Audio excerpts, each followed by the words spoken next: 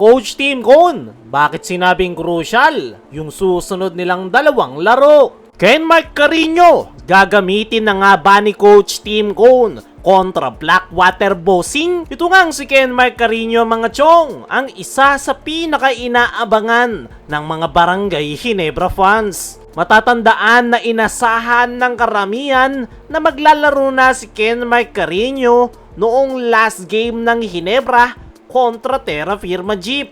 Mismong si Carino rin yung nagkumpirma niyan. Kaya naman marami ang naghihintay, marami ang na-excite, pero natapos na lang yung laban na hindi man lang siya nabigyan ng kahit konting segundo man lang. Kaya naman, ngayong paparating na yung susunod na laro ng Ginebra kontra Blackwater Bossing sa Biyernes, ang tanong ng lahat, ito na ba yung pagkakataon ni Ken Mike Carino na magamit ni Coach Team Cone? Kung susuriin nating maigi, hindi basta-basta yung sitwasyon na yan.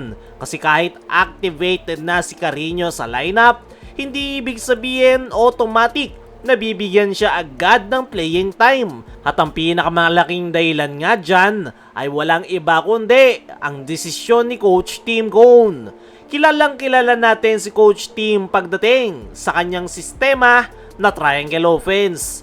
Hindi ito simpleng sistema lang na pwede mong aralin overnight. Kailangan dito ng timing, disiplina at higit sa lahat, chemistry sa loob ng basketball court. Kahit gaano ka pa kagaling bilang individual player, kung hindi mo kabisado ang galaw ng buong team, mahihirapan ka talagang makapasok sa rotation ni Coach Team Cone. At base sa mga nangyayari, mukhang ito yung isa sa dahilan kung bakit hindi pa ginamit ni Coach Team Cone si Ken Mike Carino last game. Dahil nagsisimula pa lang itong sumabay sa team practice ng Ginebra. Ibig sabihin, hindi pa siya fully comfortable sa sistemang ginagamit ni Coach Team Cone. At kung iisipin mo rin, tama lang naman na hindi mo na ginamit ni Coach Team ang nasabing big man.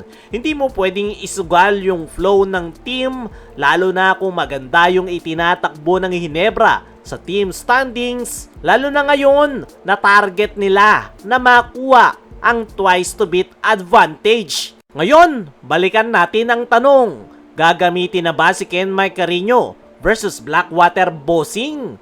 Ang sagot nga dyan mga chong, posible pero hindi sigurado.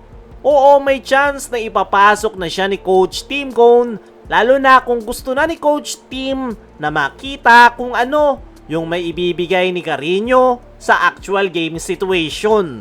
Pero kung mangyayari man yun, huwag kayong mag-expect na malaki agad ang magiging role nito sa Ginebra. Ang pinaka-realistic scenario ay bibigyan siya ng limitadong minuto lang. Pwedeng 2 hanggang 5 minutes lang yung ibibigay sa kanya, parang testing kumbaga.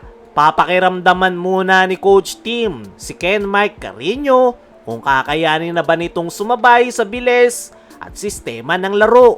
Pwede rin siyang gamitin sa mga pagkakataon na malaki yung kanilang kalamangan, kumbaga sa garbage time. Pwede din kapag na foul trouble na si Japit, pero kapag crucial at dikita ng laro, malaki ang posibilidad na hindi ito gagamitin. Dahil sa ngayon, hindi pa priority ng Barangay Ginebra na agad na ipasok si Ken Mike Carino sa regular rotation, dahil ang pinaka-priority ng Barangay Ginebra ay mapakinabangan ni ito sa playoffs. Kaya naman, hindi nila ito pwedeng madaliin. Dadahan-dahanin muna ito ni Coach Team Cone at once na makuha ni Carino ang kanyang rhythm, ay paniguradong mabibigyan na siya ng malaking playing time at mabigat na role sa Barangay Ginebra. Kaya para sa mga Ginebra fans, relax muna, darating din yung time ni Carino sa Barangay Ginebra. Kaya mga chong, ano sa tingin nyo dapat na nga bang gamitin ni Coach Team si Ken Mike Carino sa kanilang susunod na laro?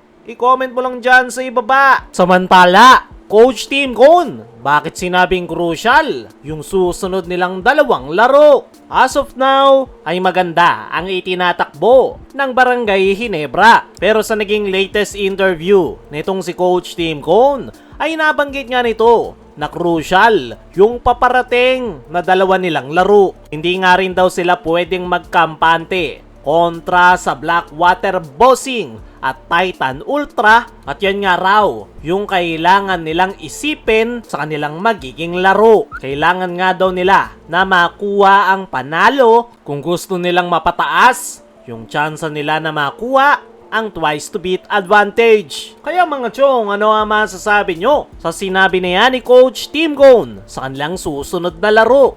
Ano rin yung masasabi nyo? Gamitin na ba ni Coach Tim si Ken Marcareño? I-comment mo lang dyan sa ibaba.